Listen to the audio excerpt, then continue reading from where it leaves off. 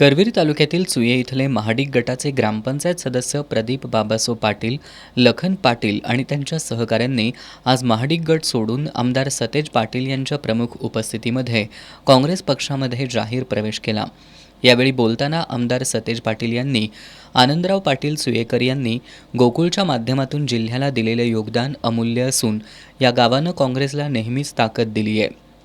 आता प्रदीप पाटील यांच्या प्रवेशामुळे ही ताकद आणखी वाढली असल्याचं सांगितलं। काँग्रेसच्या या एकजुटीतून श्रीमंत शाहू महाराज छत्रपतींना मोठ्या मताधिक्यानं विजयी करूया असं आवाहन त्यांनी उपस्थितांना केलं। प्रदीप पाटील यांच्या काँग्रेस प्रवेशामुळे चुयेतील महाडिक गटासह भाजपचं अस्तित्व संपल्यानं काँग्रेसच्या मतांची टक्केवारी निश्चितपणे वाढेल असा विश्वास केदारलिंग विकास सेवा संस्थेचे संचालक पांडुरंग उर्फ PK पाटील यांनी व्यक्त केला।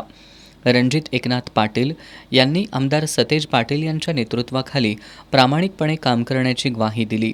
प्रदीप पाटील यांचा काँग्रेस प्रवेश म्हणजे श्रीमंत छत्रपती शाहू महाराज यांच्या विजयाची नांदी असल्याचं दत्तात्रय सुतार यांनी सांगितलं। आमदार सतेज पाटील यांचं कार्यकर्त्यांवरचं प्रेम आणि सर्वसामान्यांसाठी झटण्याची कार्यपद्धती बघून प्रदीप पाटील यांनी काँग्रेस पक्षात प्रवेश करण्याचा निर्णय घेतल्याचं गोकुळचे संचालक शशिकांत पाटील सुयेकर यांनी सांगितलं।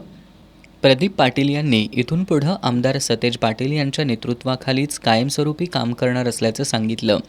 यावेळी गोकुळ दूध संघाचे संचालक शशिकांत पाटील सुयेकर, बाबासाहेब चौगले, रणजित एकनाथ पाटील, बाबासाहेब पाटील, केदारलिंग विकास सेवा संस्थेचे संचालक पांडुरंग उर्फ PK पाटील, बाबूराव कांबळे, दिगंबर पाटील, जालंधर पाटील यांच्यासह चुये गावातील विविध संस्थांचे पदाधिकारी, कार्यकर्ते आणि महिला मोठ्या संख्येनं उपस्थित होत्या।